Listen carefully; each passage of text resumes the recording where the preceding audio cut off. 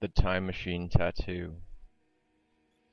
Ever since Dominic could remember, he had heard stories of Nemaya, queen of the angels, sister to Lilith, the damned, whose army of succubus had succumbed to the powers of darkness in the invisible war that raged long ago, high up in the clouds. In dreams he could swear he held her hand as she fled under a rain of arrows, narrowly escaping the citadel of obsidian stone, where for so long she was held captive, high in the sky. Every night, hidden under the covers, lit by a tiny light, Dominic would watch the hands of his grandfather's pocket watch as if it retold the story of his first dream, the dream of Nemaya and Lilith, the sisters who were queens. It was the silver-handed circle that carried with him everywhere he went, but the watch one day would have a special purpose.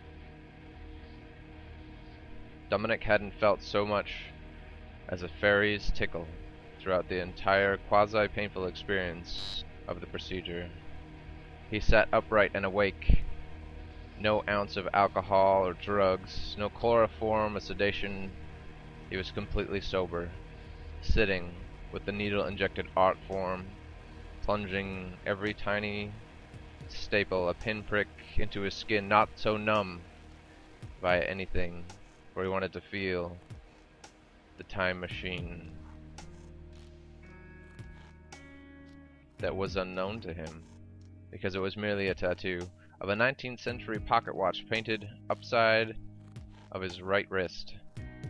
When he was not but a lad, the same wrist had been broken during a climbing expedition with his elder brother in the backyard, and the barkless and twisted red manzanati tree had a precious center piece of the lush forest of fauna that compromised the beauty of the fairy tale, the garden behind the ancient stone of his family.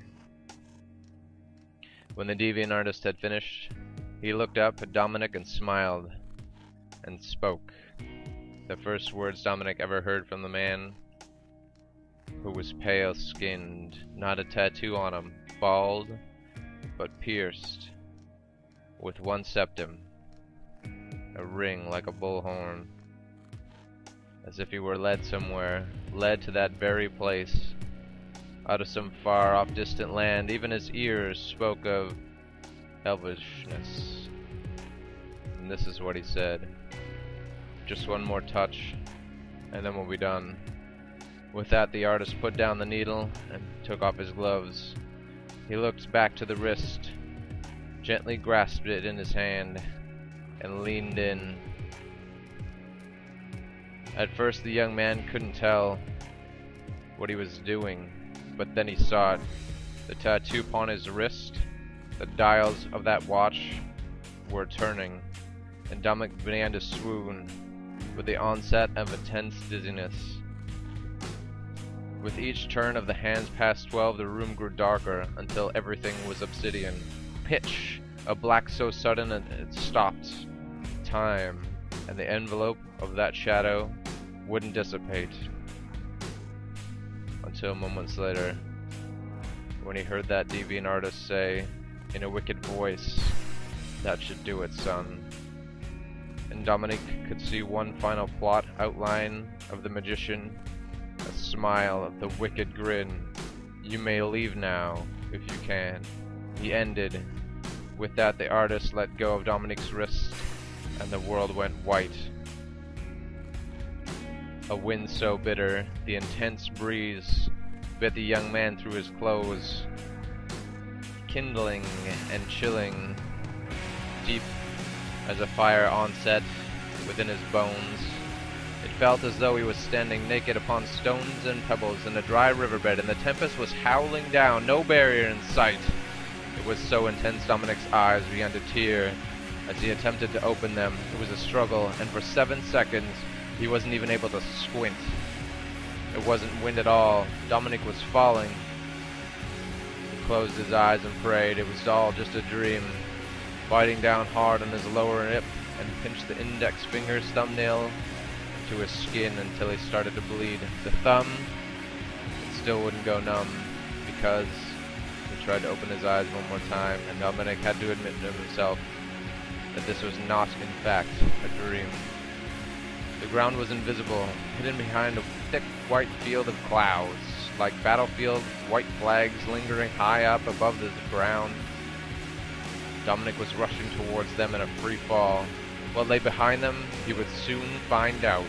Once again he closed his eyes, this time to feel the rush of the open air rippling down his epidermis, the skin made transient, flowing by the vast mighty wind. It made it feel like he had no clothes on at all. Suddenly a cool mist began to form about him, and his clothes felt damp with the moisture. When he opened his eyes again, Dominic found himself enveloped by the white fields. Soon he was completely drenched, head down to his invisible toes. As if he had no pants on, he was falling in remedial prose. Reaching down, he did up his belt, another 2 notches, just for safety. The denim of his jeans was wet and heavy. Straining to hold his eyes open through the mist like rain, Dominic began to wish for the view of his demise. How far off from the ground, the sight of the glimpse of the earth would he be? How many moments would he need to say his final prayer? A pathetic psalm that no one would second the motion of. Not even God would hear him, wherever he was. The brown dirt mingled with stone. He could see it now, only a few thousand feet below. Dominic could plainly see the outlines of a mountain top. Or maybe it was a simple hillside in the country. He couldn't tell. The clouds before Dominic's eyes began to break. He was falling very swiftly towards an island like a castle floating in the sky. He rapidly surveyed the landscape. It was more than an island. It was a continent hovering before him. It was massive.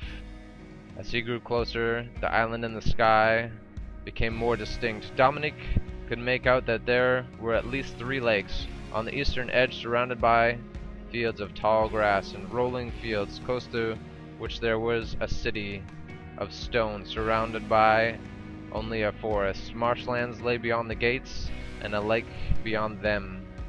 In the western realm of the continent he also could see a town, though this one was much smaller than the others.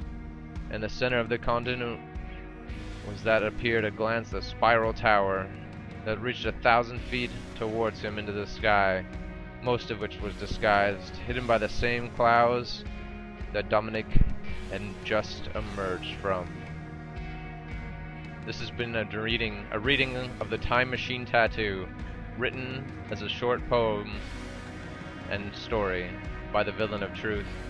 I hope you've enjoyed, because there's going to be more.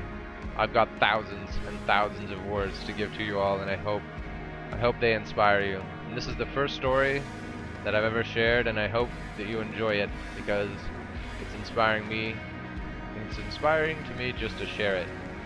And this is my adaptation of it. It's not exactly as I wrote it, but this is how my brain recognized it in this very moment for you all. So enjoy today, because there's thunderstorms outside, and I may never do this again. I might not live tonight.